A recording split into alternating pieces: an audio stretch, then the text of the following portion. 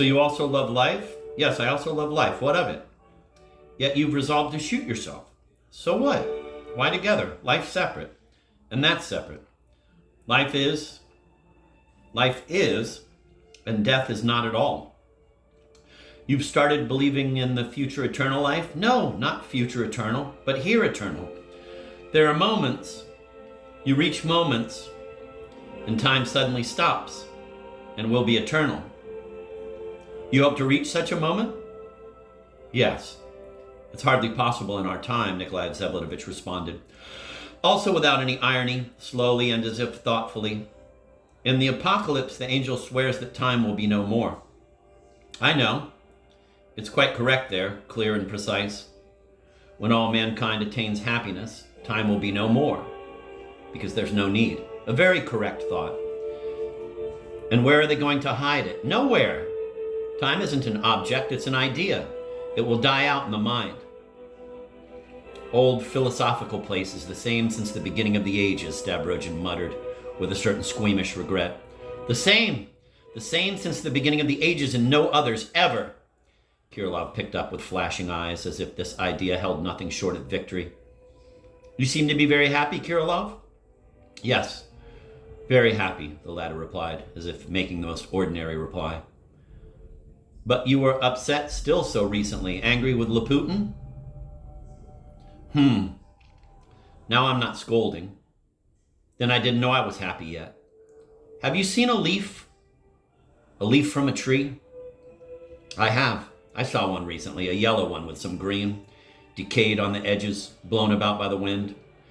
When I was 10 years old, I'd close my eyes on purpose in winter and imagine a leaf, green, bright, with veins, and the sun shining. I'd open my eyes and not believe it because it was so good. Then I'd close them again. What's that, an allegory? No, why? Not an allegory, simply a leaf. One leaf. A leaf is good. Everything is good. Everything? Everything. Man is unhappy because he doesn't know he's happy. Only because of that. It's everything, everything. Whoever learns will at once immediately become happy that same moment. This mother-in-law will die, and the girl will remain. Everything is good. I discovered suddenly. And if someone dies of hunger or someone offends and dishonors the girl, is that good?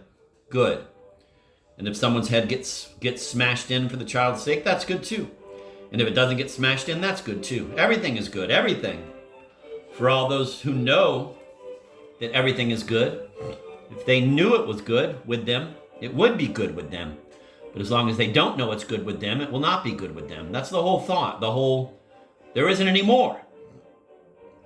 And when did you find out that you were so happy? Last week. On Tuesday. No, Wednesday, because it was Wednesday by then. In the night.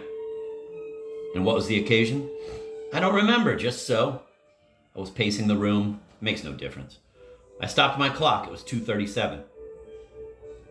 As an emblem that time should stop? Kirilov did not reply. They're not good, he suddenly began again. They're not good because they don't know they're good. When they find out, they won't violate the girl. They must find out that they're good, and then they'll all become good at once. All, to a man. Well, you did find out, so you must be good? I am good. With that I agree, incidentally, Stavrogin muttered frowningly. He who teaches that all are good will end the world. He who taught it was crucified. He will come, and his name is the man-God. The God-man? The man-God. That's the whole difference. Can it be you who lights the icon lamp? Yes, I lit it. You become a believer?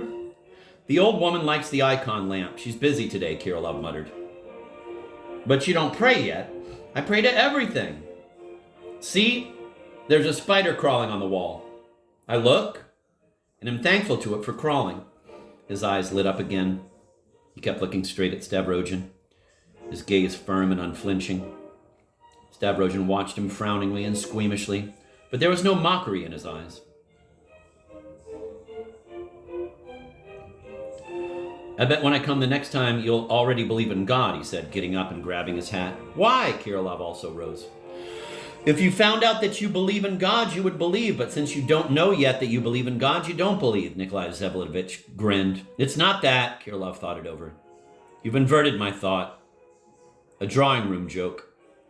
Remember what you've meant in my life, Stavrogin. Goodbye, Kirilov. Come at night. When? Why, you haven't forgotten about tomorrow. Ah, I forgot. Don't worry. I won't oversleep. At 9 o'clock, I can wake up whenever I want to. I go to bed and say, at 7 o'clock, and I wake up at 7. At 10 o'clock, and I wake up at 10. You have remarkable qualities, Nikolai Vsevolatovich looked at his pale face. I'll go and unlock the gate. Don't bother. Shatov will unlock it. Ah, Shatov. Very well. Goodbye.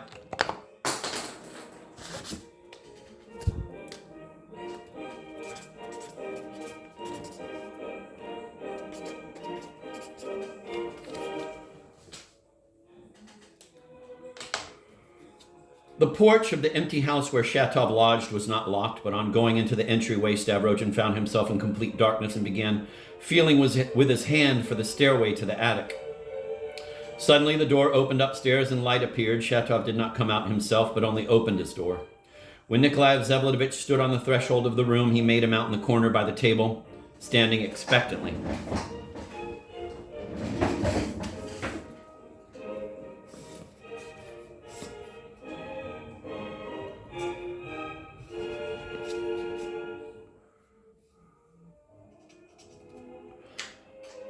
Will you receive me on business? He asked from the threshold. Come in and sit down, Shatov replied. Lock the door. Wait, I'll do it. He locked the door with a key, went back to the table, and sat down facing Nikolai Vsevolatovich. During that week, he had lost weight and now seemed to be in a fever.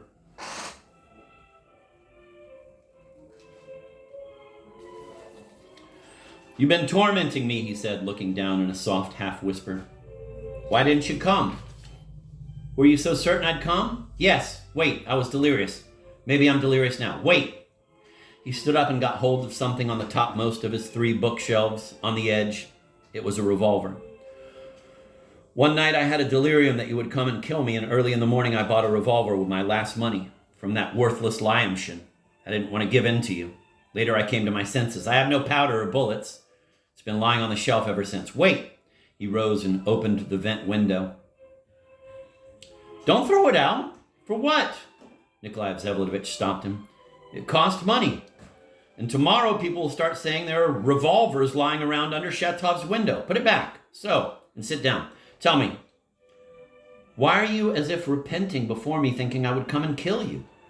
And I haven't come now to make peace, but to talk about necessary things. Explain to me, first of all, you didn't hit me because of my liaison with your wife.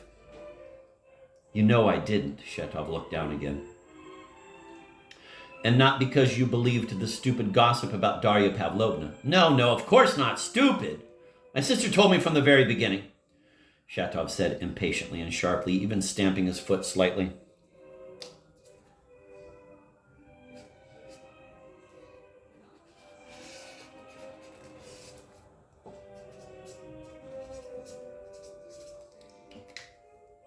Then I guessed right. And so did you, Stavrogin continued in a calm tone. It's true. Maria Timofeyevna Lebyatkin is my lawful wife, married to me in Petersburg about 4.5 years ago. You hit me on account of her, didn't you? Shatov, totally astounded, listened and said nothing.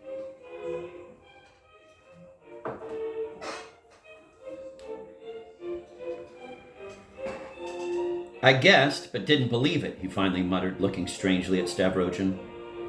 And you hit me. Shatov blushed and began to mutter almost incoherently. For your fall. For the lie. I didn't go up to you in order to punish you. As I was going, I didn't know I would hit you. It was for your having meant so much in my life. I understand. Save your words. It's too bad you're in a fever. I've come with the most necessary business. I've been waiting too long for you. Shatov somehow nearly shook all over and rose slightly from his seat. Tell me your business. I'll tell you, too. Afterwards, he sat down. The business isn't of that kind, Nikolai Vsevolatovich began, studying him with curiosity. owing to certain circumstances, I was obliged to choose this hour today to come and warn you that it's possible you will be killed. Shatov stared wildly at him. I knew I could be in danger, he said in measured tones, but how can you know it? Because I, too, belong to them as you do, and am a member of their society as you are. You are a member of the society? I see by your eyes that you expected anything but that from me, Nikolai Vsevolodovich grinned slightly. But I beg your pardon, so you already knew there was to be an attempt against you? I never thought so. And don't think so now either, in spite of your words, though who could vouch for anything with those fools? He suddenly cried out in fury, banging his fist on the table. I'm not afraid of them. I've broken with them. That one ran by 4 times and said it was possible, but, he looked at Stavrogin. What do you actually know about it? Don't worry. I'm not deceiving you. Stavrogin went on rather coldly with the air of a man who was merely fulfilling his duty. You're testing what I know? I know that you joined this society abroad 2 years ago, still under the old organization just before your trip to America, and I believe right after our last conversation, of which you wrote me so much in your letter from America. By the way, forgive me for not answering with a letter of my own and limiting myself to sending money. Wait, Shatov stopped him, hastily pulled open a drawer in the table and took an iridescent banknote from under some papers. Here, take it. The 100 rubles you sent me. Without you, I'd have perished there. I wouldn't have paid it back for a long time if it weren't for your mother. She gave me that 100 rubles 9 months ago on account of my poverty after my illness. But go on, please. He was breathless. In America, you changed your thinking and, on returning to Switzerland, wanted to renounce. They gave no answer but charged you to receive some printing press here in Russia from somebody and to keep it until you turned it over to a person who would come to you from them. I don't know it all with complete precision, but that seems right in the main. And you undertook it in the hope, or on the condition, that it would be their last demand, and that after that they would let you go entirely. All this, right or wrong, I learned not from them, but quite accidentally. But what you don't seem to know yet is that these gentlemen have no intention of parting with you. That's absurd, Shatov yelled. I declared honestly that I disagree with them in everything. It's my right of conscience and thought. I won't have it. There is no power that could... You shouldn't shout, Nikolai Vsevolodovich stopped him very seriously. This little Verkovensky is the kind of man who could be eavesdropping on us now, with his own or someone else's ear. Maybe in your own entryway. Even the drunkard Lebyetkin was all but obliged to keep watch on you. And perhaps you on him, right? Better tell me. Has Verkovensky accepted your arguments now or not? He's accepted. He says it's possible. And I have the right... Well, then he's deceiving you. I know that even Kirillov, who hardly belongs to them at all, has furnished information on you. As for agents, they have a lot of them. Some who don't even know they're serving the society.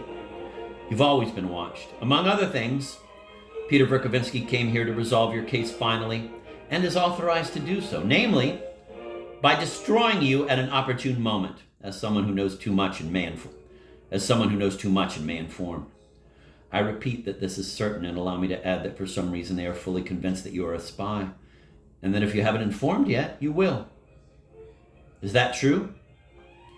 Shatov twisted his mouth on hearing such a question, uttered in such a matter-of-fact tone.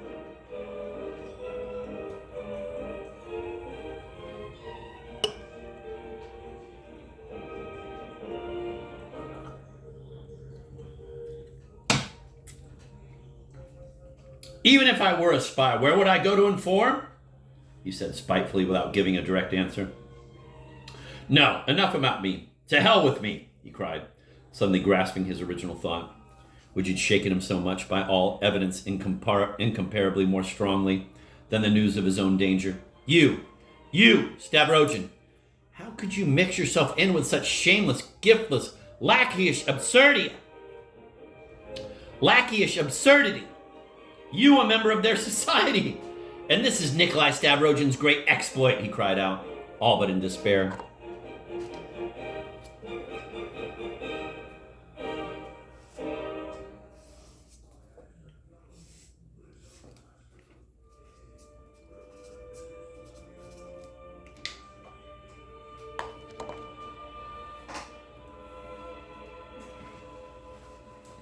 I'm going to reread that last paragraph. Even if I were a spy, where would I go to inform?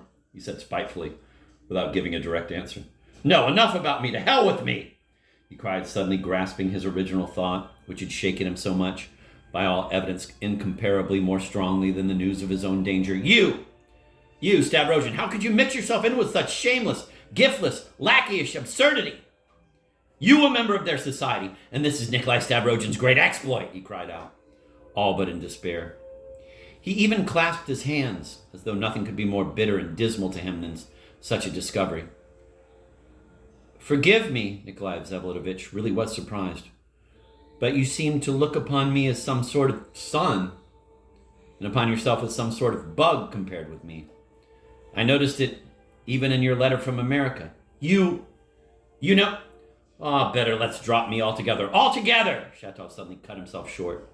If you can explain anything about yourself, explain it. Answer my question! He kept repeating feverishly. With pleasure. You ask how I could mix myself in with such a slum? After my communication, I even owe you a certain frankness in this matter. You see, in a strict sense, I don't belong to this society at all, never did belong, and have far more right than you to leave them, since I never even joined them. On the contrary, from the very beginning I announced to them that I was no friend of theirs, and if I chanced to help them, it was just so, as an idle man. I participated partly in the reorganization of the society according to the new plan, and that's all.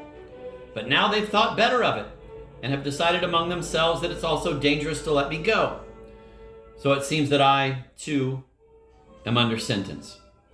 Oh, with them it's capital punishment for everything, and everything is on instructions, with sealed orders, signed by 3.5 men. And you believe they are capable?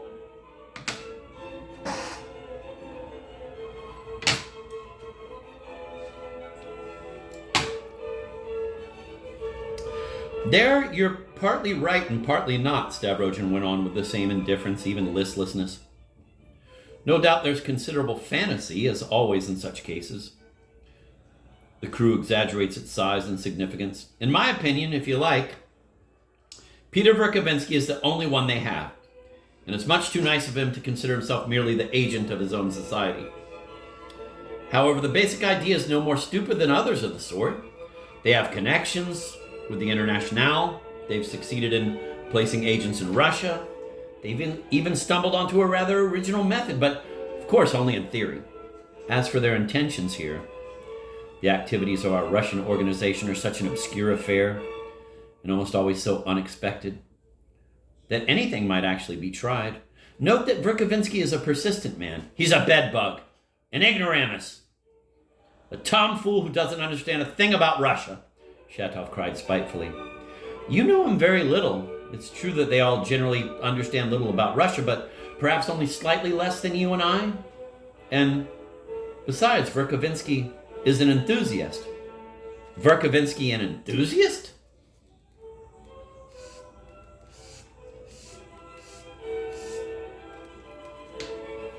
Oh yes, there's a point where he ceases to be a buffoon and turns half crazy. I ask you to recall an expression of yours. Quote, do you know how strong one man can be? End of quote. Please don't laugh. He's quite capable of pulling a trigger. They're sure that I, too, am a spy. For lack of skill in conducting their own affairs, they're all terribly fond of accusations of spying. But you're not afraid, are you? No, I'm not much afraid. But your case is quite different. I've warned you so that you can at least keep it in mind. I don't think you should be offended that you're being threatened by fools. Their intelligence is not the point.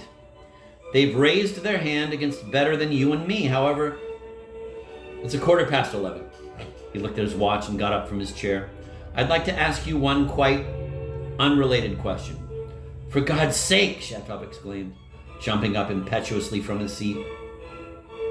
Meaning what? Nikolai Vsevolatovich looked at him questioningly. Do ask! Ask me your question, for God's sake! Shatov repeated in inexpressible agitation. Only I'm also going to ask you a question. I beg you to allow me. I can't...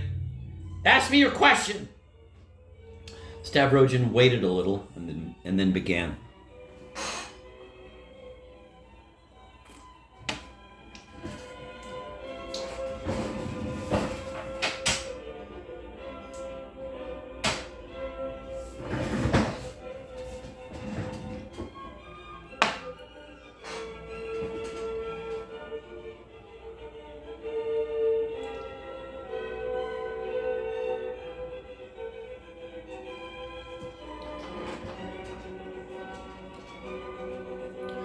I've heard you had some influence here on Maria Timofeyevna and that she liked seeing and listening to you. Is it so? Yes. She did listen. Shatov was somewhat embarrassed. I have the intention of announcing my marriage to her one of these days, publicly, here in town. Can it be possible? Shatov whispered, almost horrified. In what sense do you mean? There are no difficulties about it. The witnesses to the marriage are here. It all took place back in Petersburg in a completely calm and lawful manner. And if it hasn't been revealed before now, that is simply because the only two witnesses to the marriage, Kirilov and Peter Verkovensky, and finally Lebyadkin himself, whom I now have the pleasure of regarding as my relation, gave their word at the time to keep silent. I don't mean that. You talk so calmly, but go on. Listen, you weren't forced into this marriage, were you? No, no one forced me. Nikolai Vsevolodovich smiled at Shatov's provocative haste. And what's all this talk of hers about her baby? Shatov hurried on, feverishly and disconnectedly. About her baby? Ha! I didn't know. It's the first time I've heard of it. She had no baby and couldn't have. Maria Timofeyevna is a virgin. Ah! Just as I thought. Listen! What's the matter with you, Shatov? Shatov hid his face in his hands, turned away, but suddenly seized Stavrogin firmly by the shoulder. Do you at least know, he shouted, why you did it all and why you've decided on such a punishment now? Your question is intelligent and caustic, but I am also going to surprise you. Yes, I do almost know why I got married then, and why I've decided on such a, quote, punishment, end of quote, as you put it, now. Let's leave that later. Don't say yet, but about the main thing. I've been waiting 2 years for you. Really, I've been waiting too long a time for you. I've been thinking ceaselessly about you. You are the only man who could. I wrote you about it still in America. I remember well your long letter. Too long to read? I agree. 6 sheets of writing paper. 6 sheets of writing paper. Keep still. Tell me. Can you give me 10 more minutes? But right now, at once. I've been waiting too long for you. I can give you half an hour if you like, but not more. If that's possible for you.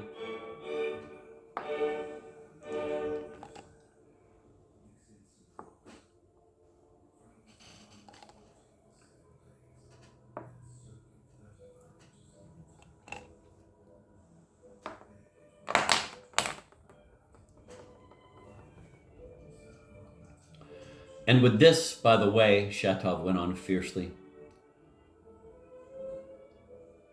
that you change your tone? Do you hear? I demand when I ought to implore. Do you understand what it means to demand when one ought to implore? I understand that you thereby rise above common things for the sake of higher purposes. Nikolai Vsevolodovich grinned slightly. I also regret to see that you are in a fever.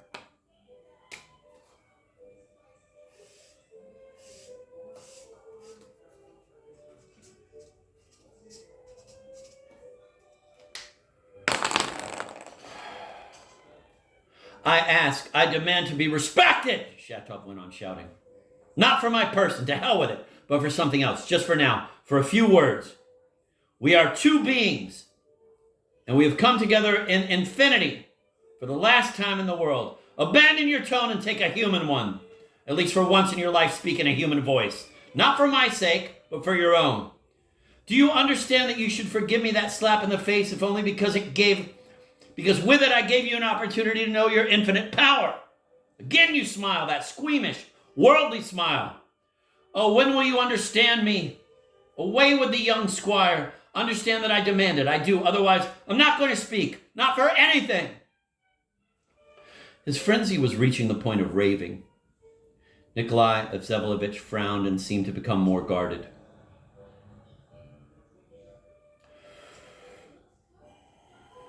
"If I have agreed to stay for half an hour," he said imposingly and seriously, "when time is so precious to me, then you may believe that I intend to listen to you with interest, at least, and I am sure I shall hear much that is new from you." He sat down on a chair. "Sit down!" Shatov cried, and somehow suddenly sat down himself. "Allow me to remind you, however," Stavrogin recalled once again, "that I had begun a whole request to you concerning Maria Timofeyevna, a very important one. For her, at least." "Well?" Shatov suddenly frowned, looking like someone who has suddenly been interrupted at the most important point, and who, though he is looking at you, has still not quite managed to grasp your question. "And you didn't let me finish," Nikolai Vsevolodovich concluded with a smile. "Ah, well, nonsense. Later!" Shatov waved his hand squeamishly, having finally understood the claim, and went straight on to his main theme.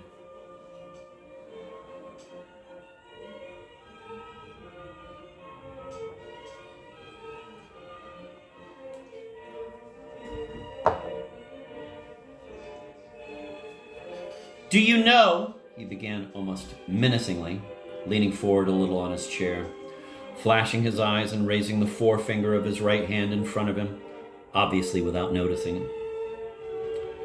"Do you know which is now the only God-bearing nation on the whole earth come to renew and save the world in the name of a new God, and to whom alone is given the keys of life and of a new word? Do you know which nation it is, and what is its name?"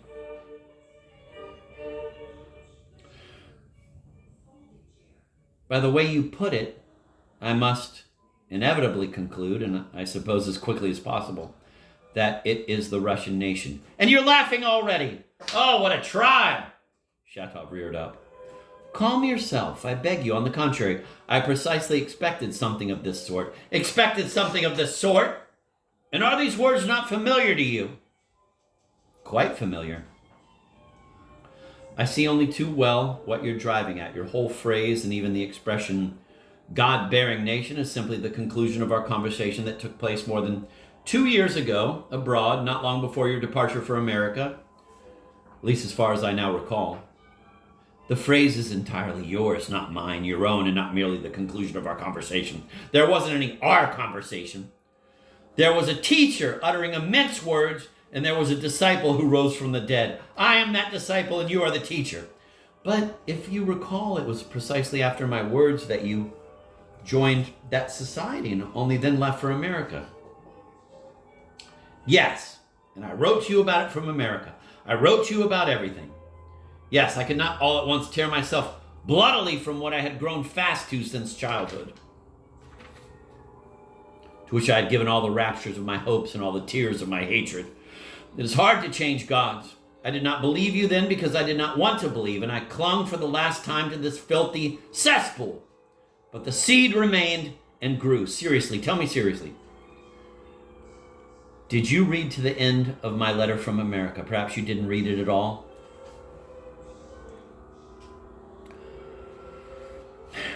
I read 3 pages of it, the first 2 and the last, and glanced quickly over the middle as well, though I kept meaning to. It makes no difference. To hell with it."